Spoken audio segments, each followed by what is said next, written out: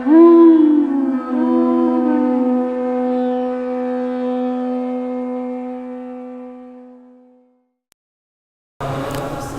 Namo Bhagavate Vasudevaya. Om Namo Bhagavate Vasudevaya.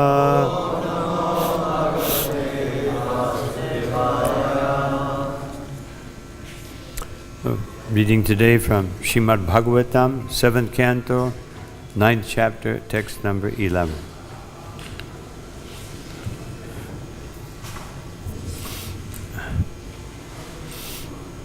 Naivatmana prabhurayam nijalabdapurno manam jana davidusha karuno vinite yadyajjano bhagavate vidadhitamanam tachatmane patimukasya yata mukashvi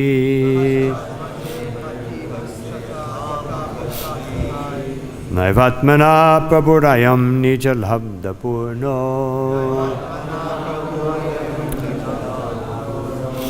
manam jana davidusha karuno vinite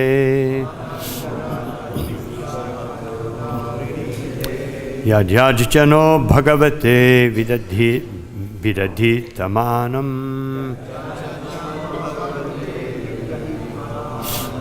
tachatmane patimukasya yata mukashvi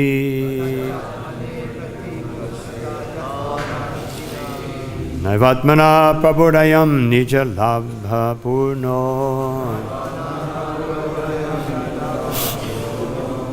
manam janad avidusha karuno vinite yadyajjano bhagavate vidadhitamanam tachatmane patimukasya yatha mukashvi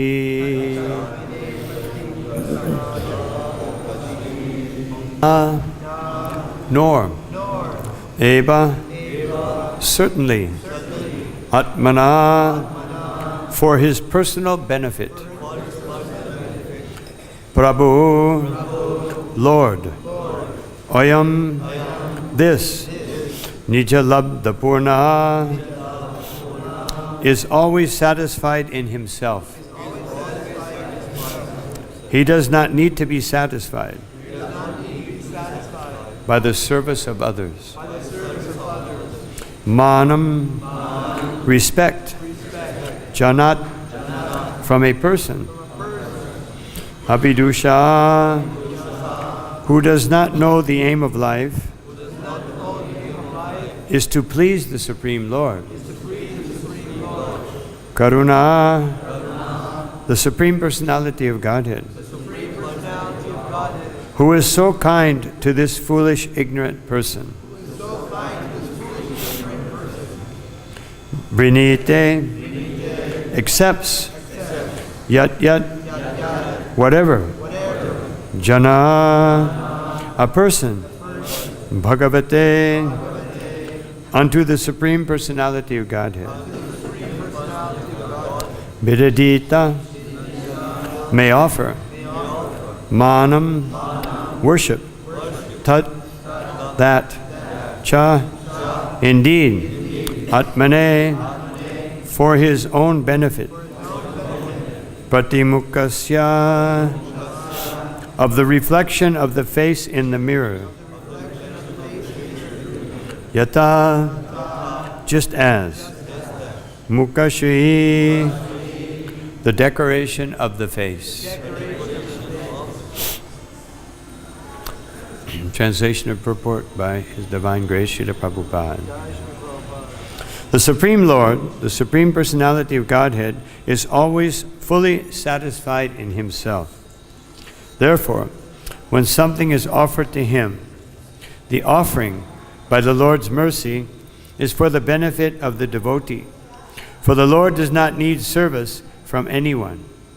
To give an example, if one's face is decorated, the reflection of one's face in a mirror is also seen to be decorated. Everyone can please repeat. The Supreme Lord, the Supreme Personality of Godhead, is always fully satisfied in himself. Therefore, when something is offered to him, the offering by the Lord's mercy is for the benefit of the devotee. For the Lord does not need service from anyone. To give an example, if one's face is decorated, the reflection of one's face in a mirror is also seen to be decorated. Purport. In bhakti-yoga, it is recommended that a devotee follow 9 principles. Shravanam, Kirtanam, Vishnu Shmaranam, Padasevanam, Archanam, Bandhanam, Dasyam, Sakyam, Atmanivedanam. This service of glorifying the Lord by hearing, chanting, and so on is not, of course, meant for the benefit of the Lord. This devotional service is recommended for the benefit of the devotee. The Lord is always glorious, whether the devotee glorifies him or not. But if the devotee engages in glorifying the Lord, the devotee himself automatically becomes glorious. Chetudarpanam arjanam bhavamahadvagni nirvapanam.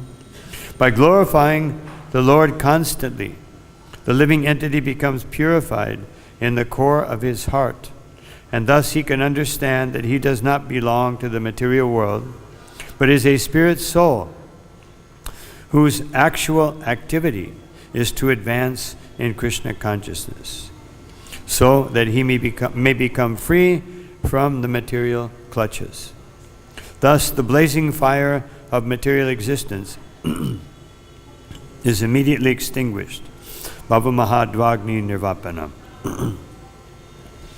A foolish person is amazed that Krishna orders sarvadharmam parityaja mamekam sharanam vraja. Abandon all varieties of religious activities and just surrender unto me. Some foolish scholars even say that this is too much to demand. But this demand is not for the benefit of the Supreme Personality of Godhead.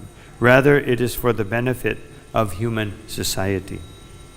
If human beings individually and collectively surrender everything to the Supreme Personality of Godhead in full Krishna consciousness,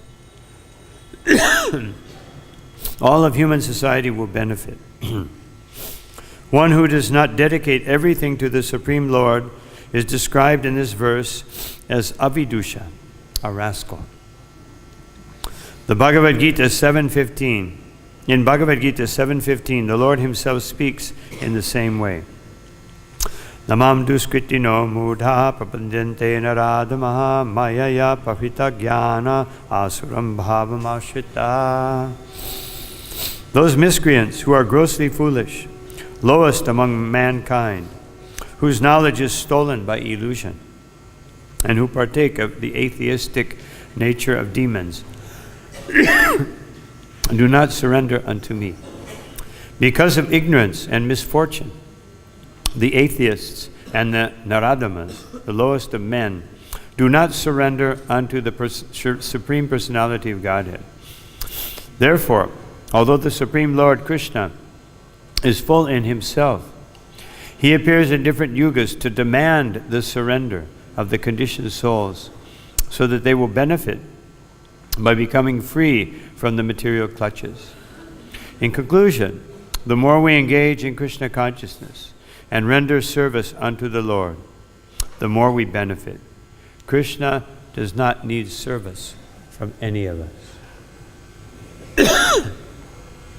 Om Jnanati Varandasya Ganang Jana Shalakaya Chakshuru Militam Yena Tasmai Sri Gurave Namaha Shri Chaitanya Manobhishtam Stapitam Yena Bhutale Swayam Rupa Kada Mahyam Dadati Shva Padantikam. Namo Vishnu Padaya Krishna Prasthaya Bhutale Shrimate Bhakti Vedanta Swami Niti Namane. Namaste Saraswati Deve Gauravani Pracharine Nirvishesha Shunyavadi Paschatya Deshatarine.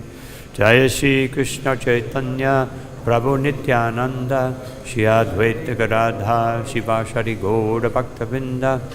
Hare Krishna, Krishna Krishna, Hare Hare, Hare Rama, Rama Rama, Hare Hare. Excuse me, I've been a little under the weather a few days. So I hope by the grace of the influence of all the Vaishnavas here I could say something meaningful.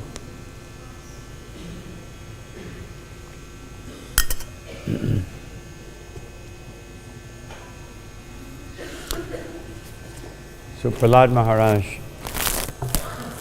is emphasizing here that the Lord is demanding service. Srila Prabhupada says in the last part of the purport that the Lord comes from time to time to demand surrender. So that may seem cruel, demand surrender.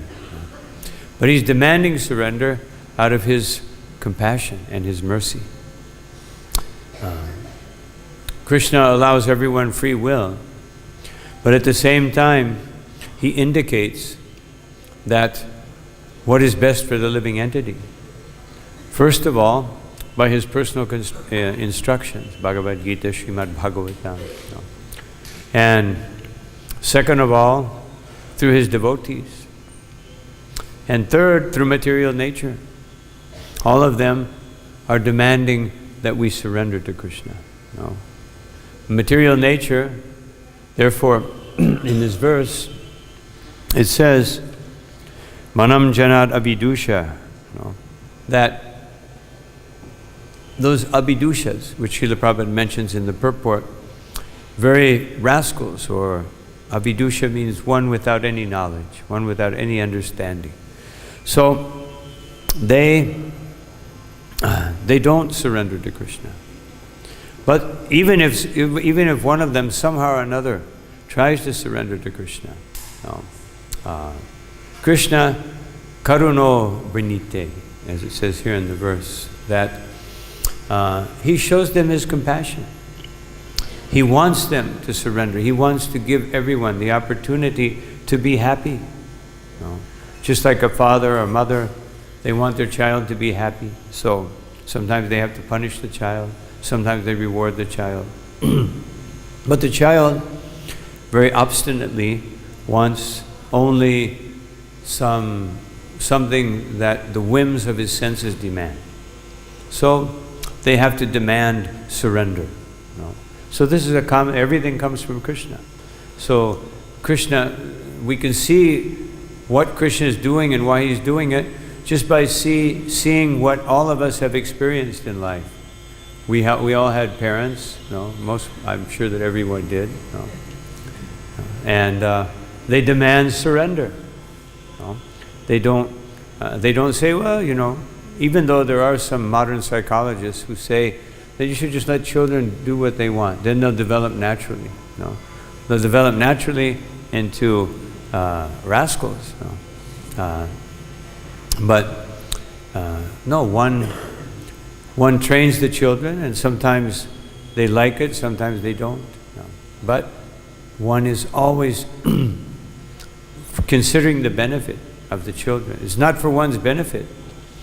One doesn't send the child to school or tell them to clean this or do this for one's benefit. If one's an actual good parent. Of course, nowadays there are many varieties of parents, Kali Yuga's effect.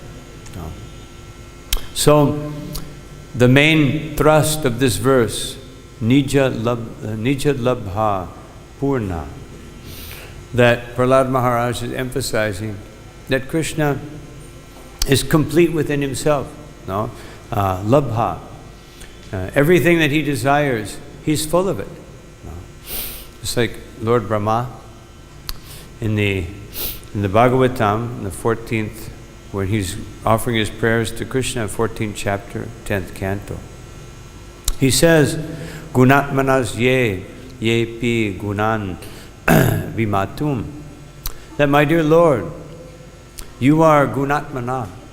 You are the Atma of Guna. You are the essence of all qualities. You are full of transcendental qualities. And you appear hitavatir nasya ke isharesya. You appear hita, for the benefit of the living entities. You don't appear for any other reason. And who can understand the degree, how many wonderful transcendental qualities you have? Kalina yair ba bimita sukalpair. Even if great scientists, philosophers, or studious people could count, Vupum Shava, could count all the atoms on the earth. Prabhupada says translators, Prabhupada says it also, he quotes that verse. So even if somebody could count all the atoms, maybe someday science, you can figure out how many atoms are in this material, that material, and put it all together and calculate. Of course, they can't figure out how big the universe is, so it might be difficult. But even if you could, or Ke Mihika, or if you could count all the snowflakes or the water drops that are falling from the sky, or Dubhasha, if you could count all the molecules of sunshine. Very interesting that even 5,000 years ago, Lord Brahma, he understood that, light is made of particles. Otherwise, science just discovered that like 100 and some years ago. They actually thought the sun rays, energy was just waves. Then they figured out they're particles, and then they're trying to figure out, they have all kinds of different theories to try to figure out what it is. But in any case, 5,000 years ago, Brahma knew. But even if you could count all those things, you could never reach the limit of the glories of the Supreme Personality of Godhead. Therefore, what does Krishna need? Krishna is Atmaram. He's totally satisfied by anything. As Krishna himself told Arjuna in Bhagavad-Gita that Puya eva mahabaho shinu me paramam vachaha, that, my dear Arjuna, I'm telling you again, please listen to this this that I'm revealing to you. In the previous chapter, he said, I'm revealing this very secret to you, this great secret. Idam dute guyatamam pravaksham yanasuyave, because you are not envious. And then he says, but I'm not revealing it to you for my benefit, but I'm revealing it to you because yat himam priyamanasya, because you're very dear to me. Pakshami hittakam yaya. I am only speaking for your benefit. It's only for your benefit, not for my benefit. What does Krishna benefit by being on the battlefield and speaking philosophy? So it's for Arjuna's benefit. And this is what Prahlad Maharaj is emphasizing here, that these foolish people who think that the Lord, just like Srila Prabhupada mentions here in the purport, that the Lord is demanding that, too much. He's demanding too much. Sarvadhamam parichaja. He's demanding. Why is he demanding so much? Why doesn't he just let us, just like some people argue that if God is omnipotent, why doesn't he just create a wonderful world where everybody's just happy, they do what they want and everything turns out wonderfully and everybody makes enough money and, why? But he already did that. eternally in Vaikuntha. It's already there. But for someone, just like in this world, everybody aspires to get a higher status of life. Isn't it? Like people, they all want to make a little more money, get a better place, have better education. But in the material world, people have the best, people had the best, and they're aspiring for a lower quality of life. Otherwise, we have the option of Vaikuntha, but we prefer the material world full of miseries. And all I have to do is make some adjustments. If I just adjust everything in the material world in the right way, then I will create my own little Vaikuntha. But there is no Vaikuntha here, only for those pure devotees who live in pure Krishna consciousness. So Prahlad Maharaj, he says that even a foolish person can get your mercy. And how does a foolish person get your mercy? Prahlad Maharaj says this later on in this very chapter, in his prayers. Prayena deva muneya swabhimukti kama. That, my dear Lord, there are great saintly persons who aspire swabhimukti kama. They want their own liberation. They want to be, feel very wonderful in this world. And this is, and therefore, such persons, because they don't, maunam charati vijane, na paradanishta. And therefore, such persons are not really interested in the benefit of others. Not so interested, because they go off in a cave or in the forest and find a place where they can be very happy. But then he says, Naitat bihaya, kripanan. Even though these people are kripanas, most people in this material world are kripana, fools, rascals, greedy. I can't give them up. Vivimuksha eka. For my own liberation, forget about them. Because nanyam tadasya sharanam. Because where else? I don't see anywhere else where they will actually be able to become free from this material energy, from this suffering, from this miserable condition.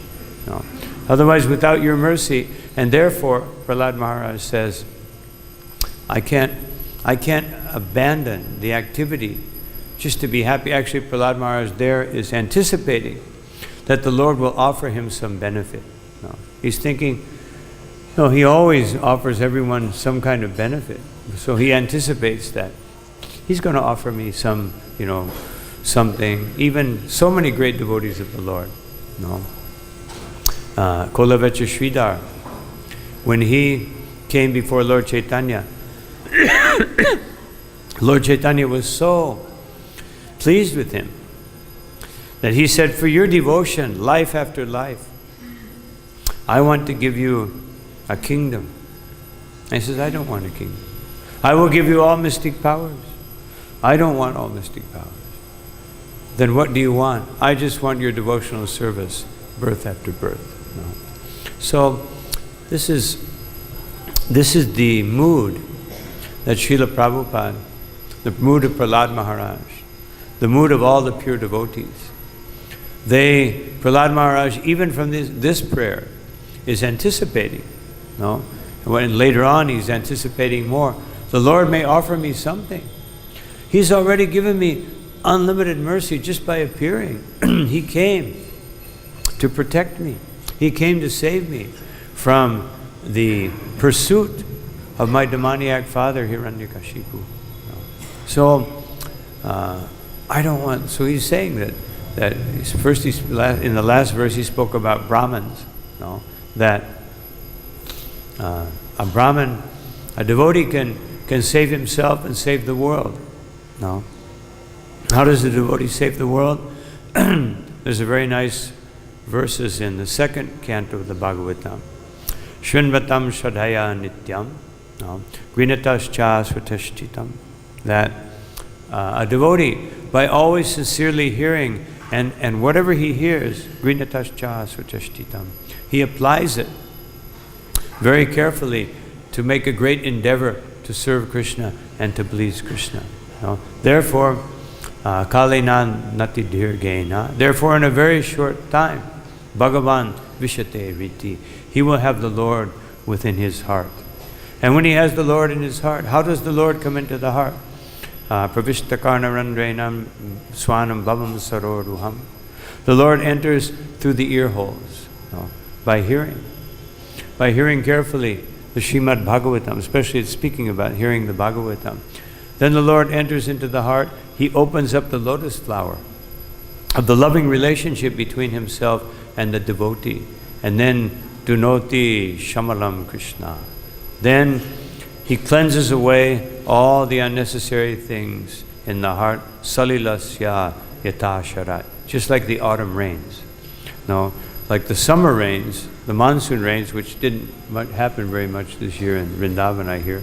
No, they make the rivers become muddy. Everything's muddy. But when the autumn rains come, then the streams and everything becomes very clear because they're very soft rains. So the sediments settle down and you have very clear water. So in the same way, no. And Srila Prabhupada comments on that particular verse, that a devotee can save himself, save his family, and just like Narada Muni can save the whole world. No. This is the sentiment of the devotees of the Lord. No. This is what they want, especially in our Krishna consciousness movement. This is what Srila Prabhupada taught us, no? To give our lives for Krishna consciousness. In his last visit to New York, Srila Prabhupada was a little sick, and he was visibly sick. He was weak, and so one day the devotees came down with Srila Prabhupada in the elevator, and one devotee mentioned that Srila Prabhupada, maybe you should just rest. Maybe you should go somewhere and rest. Prabhupada, he walked a little bit and he said, just like Arjuna, I will die on the battlefield. And then he walked a little more and he said, and you should do the same. So this is our duty. And this is what Prahlad Maharaj is teaching us, that don't be selfish. One should be selfless. So these are 2 points that Prahlad Maharaj mentions in this verse. The Lord is self-sufficient. The Lord is he doesn't do anything for his benefit. Not like Krishna is putting a help wanted sign. I need some more servants.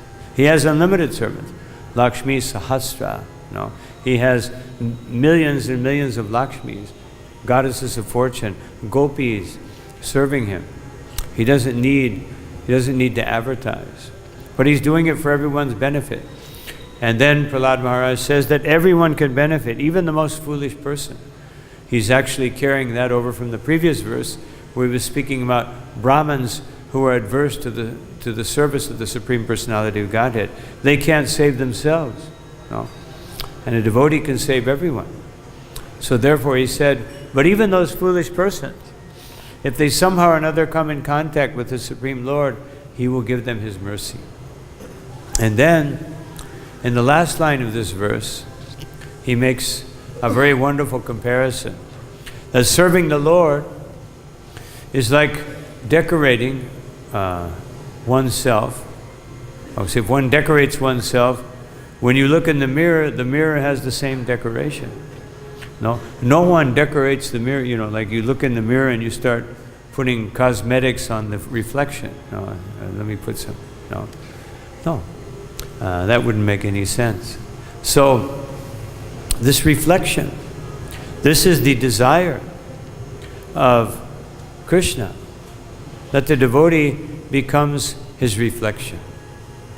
And of course, a devotee becomes a perfect reflection of the Lord, unless it's someone like Ramananda Roy.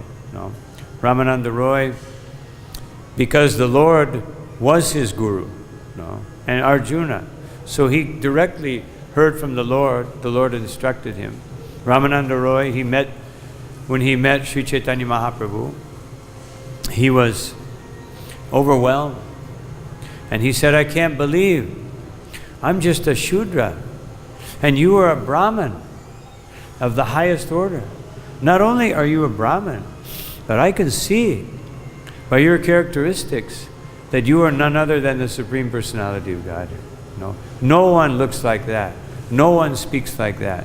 No one has these qualities. No one has this degree of beauty.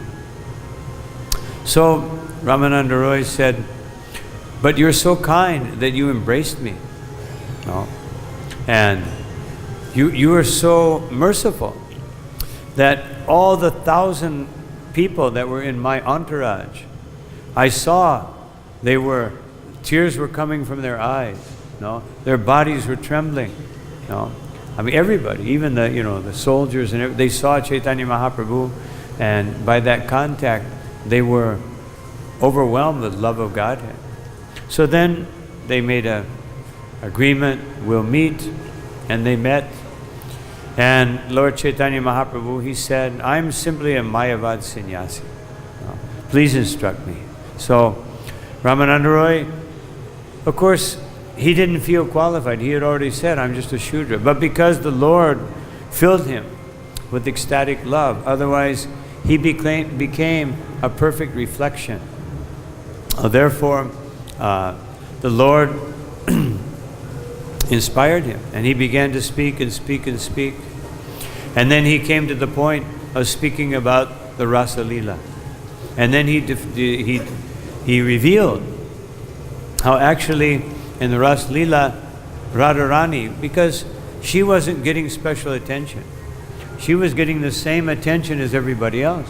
Although Krishna felt that I'm giving her special attention. With all the other gopis, there's one of me between two, and with her, I'm just one. So Krishna felt like, I'm doing my part. But she didn't feel that way. And she left. So he described this, and the gopis thought how fortunate she is. He described, and Chaitanya Mahaprabhu said, please go on, speak more.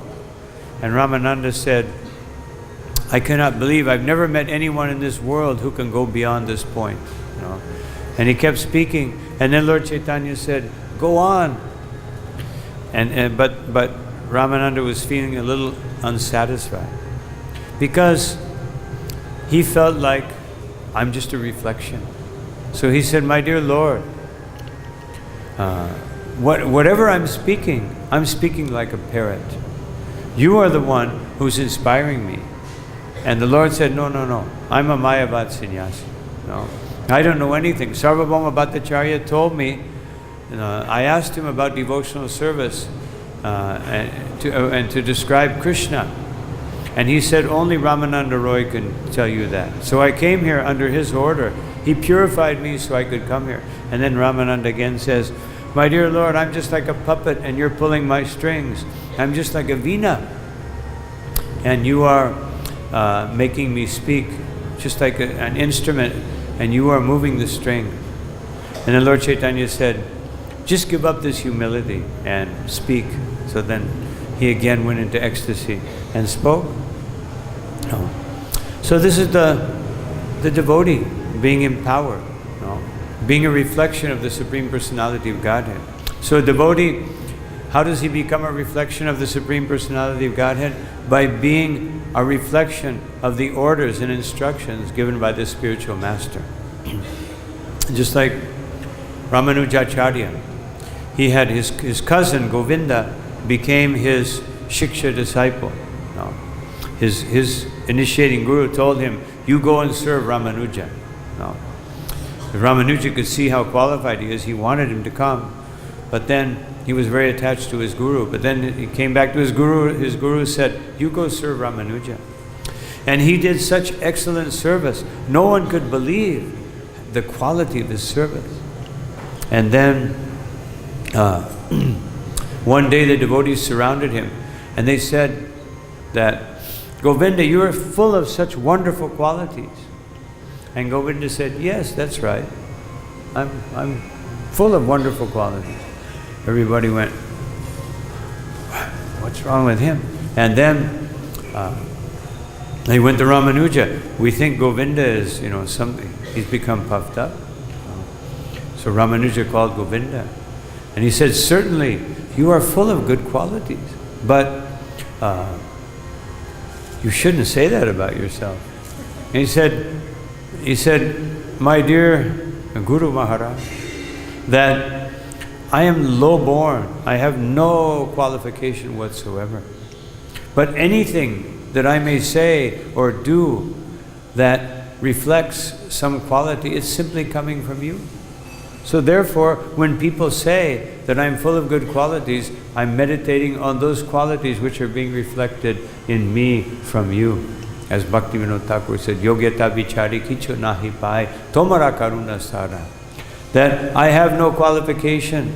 The essence of anything that I may be able to do or understand or speak is simply due to your mercy. So, in this way, all the students of Ramanuja were, yes, now we understand. So deep is his understanding. And so many devotees are reflections of the Supreme Personality of Godhead. Krishna comes to give his mercy, and also Krishna comes in the form of Sri Chaitanya Mahaprabhu to give his mercy. But Chaitanya Mahaprabhu, Namo Mahabharanyaya Krishna Prema Pradayate, he came to give Krishna Prema. But just as Krishna on the battlefield of Kurukshetra, Krishna wanted to give the credit to Arjuna. So Chaitanya Mahaprabhu, he wanted to give the credit to his devotees, like Ramananda Roy. He wanted to give them the credit.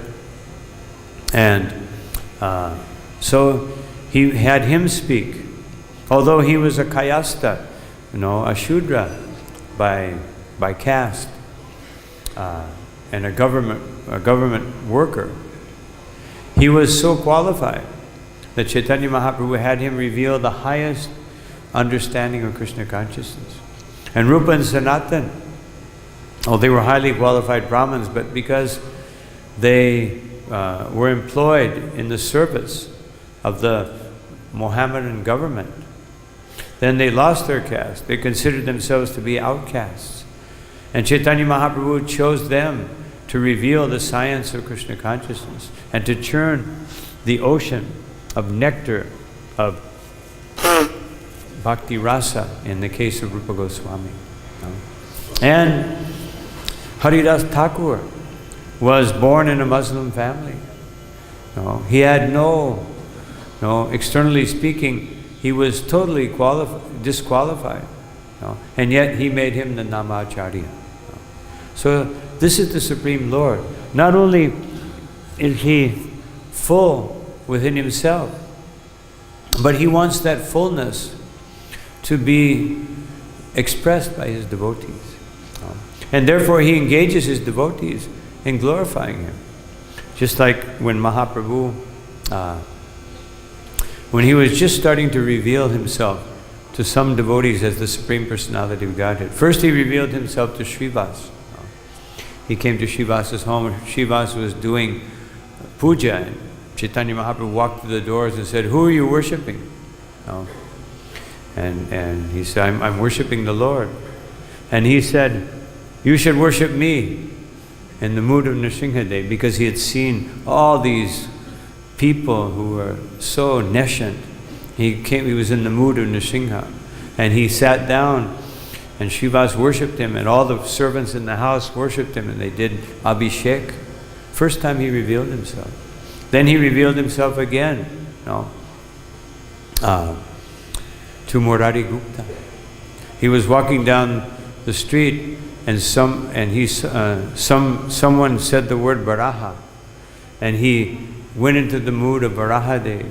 He ran into the house of Murari Gupta, and he ran up to his altar, and he grabbed the water pot and put it on his nose, and then he took the form of Varahadev. You can imagine Murari Gupta, He just saw Chaitanya Mahaprabhu previous to that as a as a great saintly person. And he came into his house and put the water pot, and then he said, Murari, glorify me. Murari couldn't even speak, just like Prahlad Maharaj couldn't speak. A few verses back, we saw that he couldn't speak. Dhruva Maharaj couldn't speak. No, Dhruva Maharaj had to be touched by the conch shell of the Lord. No.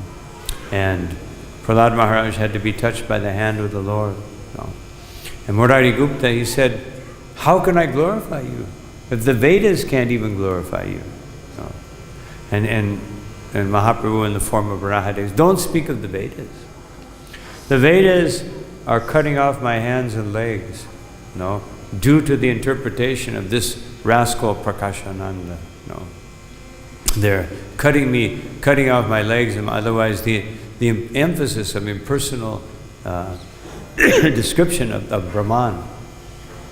So the Lord inspires his devotee to glorify him, but that glorification is not for his benefit. It's for the benefit of the devotee. So the devotee, by glorifying him, the devotee becomes very attached, just like it says here, no, that by a person unto the Supreme Personality of Godhead may offer worship. When he offers worship, then he becomes like the reflection. No? He becomes like the reflection in the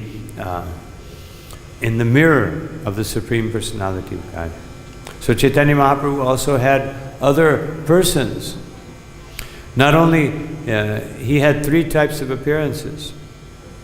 He appeared as Sakshat, he appeared himself, and when he appeared before someone, they would immediately become Krishna conscious. And if he embraced them, or if he touched them, they would fill up with love of Godhead. But he also empowered his devotees.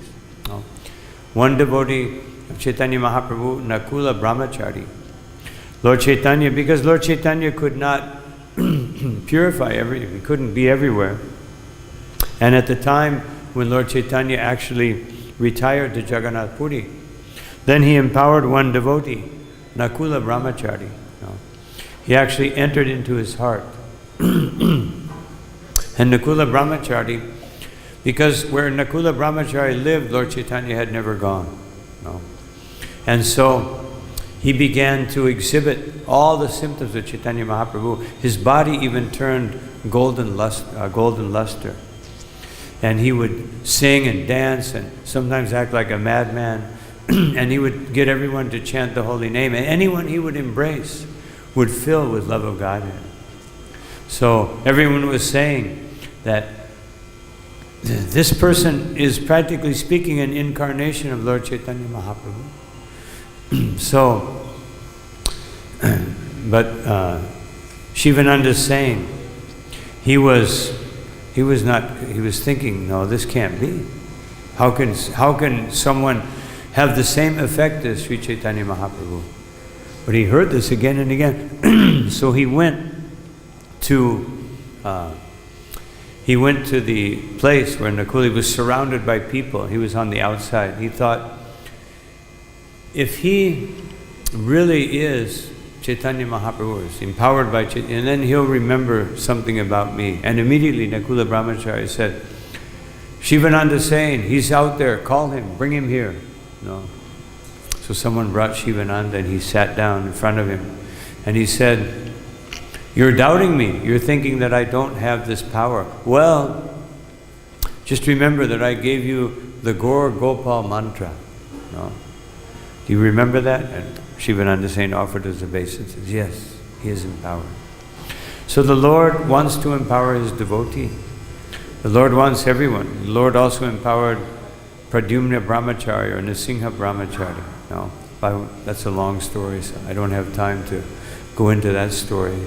But the point is that Lord Chaitanya Mahaprabhu, as it says in Chaitanya Charitamrita, he saved the 14 worlds, yet he never left India. So how did he save the 14 worlds? He empowered the parampara coming from him. And that parampara coming from him, each devotee empowers someone else. And so this is the real meaning of parampara. It means empowerment.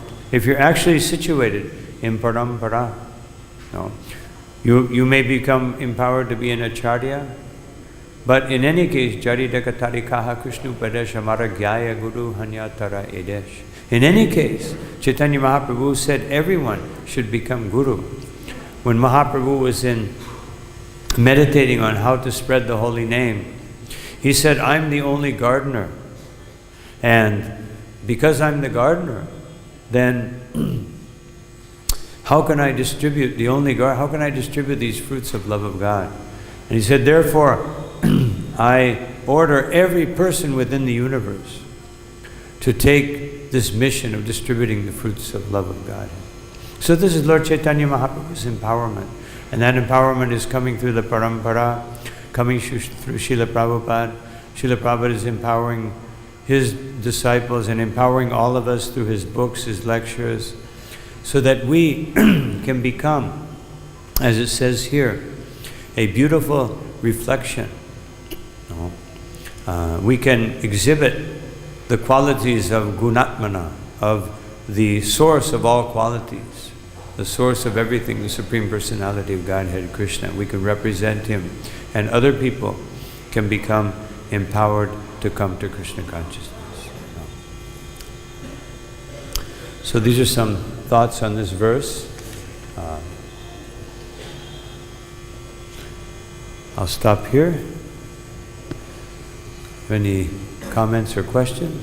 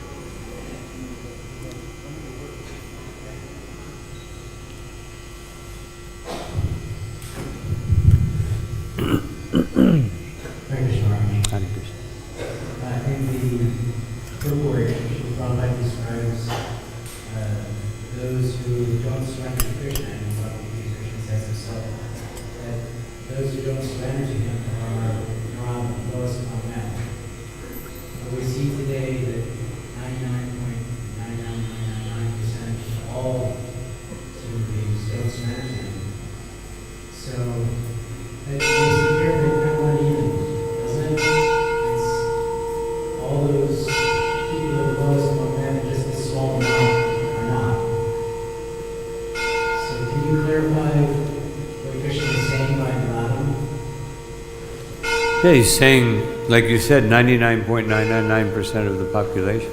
No. But by the mercy of Sri Chaitanya Mahaprabhu, one time Srila Prabhupada, one devotee, Prabhupada was speaking, and he was speaking about the four regulated principles. And then someone said, Prabhupada said, when I came, I thought, when he came to the West, I thought it would be impossible that they could follow these principles, and devotees. And then Prabhupada said, yes, it is impossible. So some people looked, oh, great, then maybe 2 out of 4, not so bad. But then Prabhupada said, but the mercy of Chaitanya Mahaprabhu has made the impossible possible. So it is the mercy of Sri Chaitanya Mahaprabhu and his devotees who give these Naradama Duskrinitas, give them the opportunity to take up devotional service. Because the devotees are the carriers of the mercy of the Lord.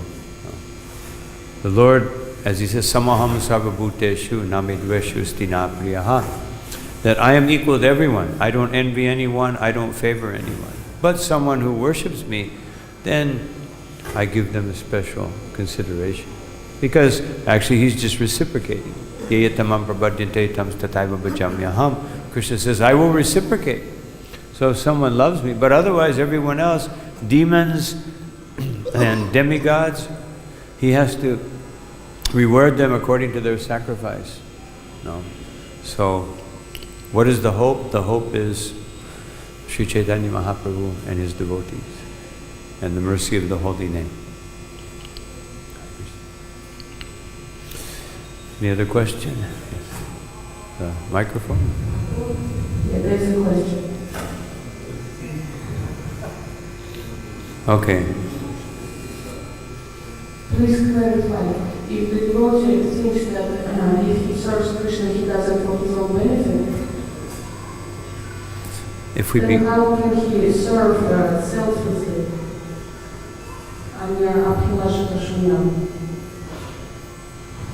I didn't catch that. Can you? How can one think, they're thinking that I want, I'm serving Krishna for my benefit, my own deliverance, from happiness, isn't that selfless? It's like a Buddhist, the desire to have you desire this is a self-centered desire. She's asking how you benefit. Yes. We can only serve Krishna according to our ability, no? But the ability can increase unlimitedly by the mercy of Sri Chaitanya Mahaprabhu. No? So, even though the point is one should not be satisfied. Just like devotional service is meant to free us from anxiety, and at the same time fill us with anxiety. Free us from material anxiety and fill us with spiritual anxiety. The spiritual anxiety is, I must do more for Krishna. No, I want to do more for Krishna. And when we want that, then Krishna will empower us to do more and more and more. So we always do the best of our ability, but Krishna says in Bhagavad-Gita, I am the ability in man, and women. So by surrendering to Krishna, our ability increases. And what Krishna is really looking for is the degree of surrender, not the specific, just like the South Indian Brahmin who Sri Chaitanya Mahaprabhu approached him, and even though he wasn't very expert in reciting Vedic mantras, he had learned from from so many learned pure devotees, he had learned the whole science of Krishna consciousness. And Lord Chaitanya Mahaprabhu ended up saying, you are the best of the Brahmins.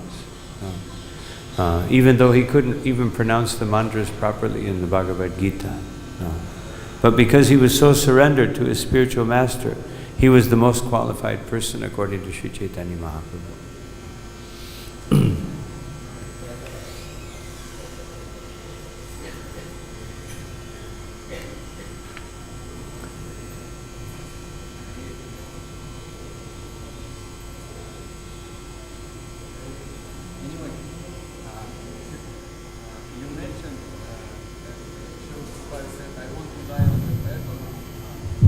Okay.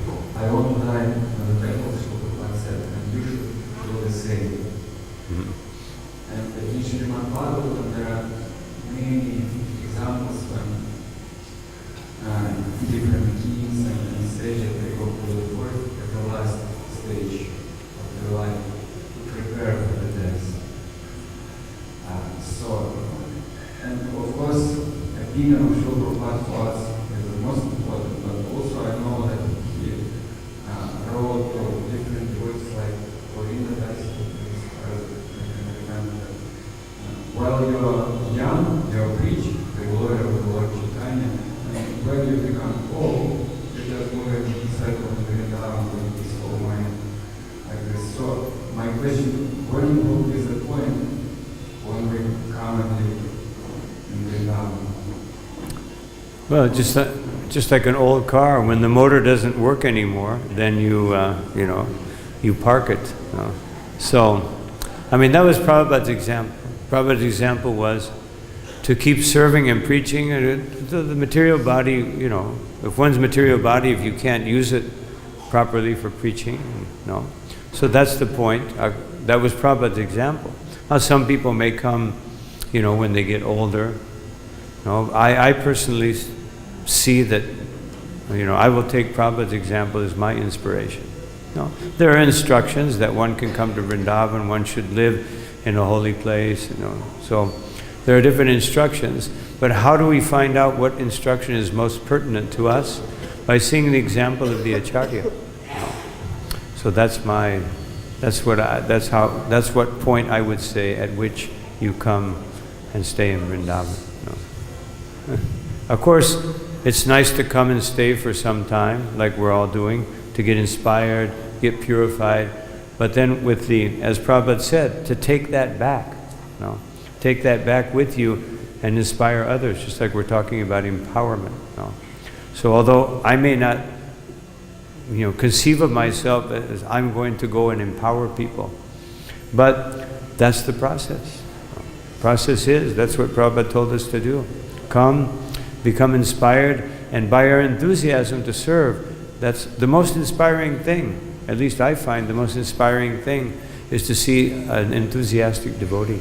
He may be a bhakta, he may be a sannyasi, he may be a very senior person, but to see that enthusiasm to serve Krishna, that we should fill ourselves with that enthusiasm and then take it wherever we go.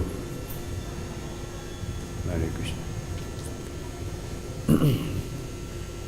So anyway, it's pretty late now, so we'll stop here. Thank you all very much for your attention. Srila Prabhupada ki, Shri Radha Shama Sundar, Krishna Balaram, Shri Gaura Nitai ki jai, Ananta Koti Vaishnava Vrinda ki jai.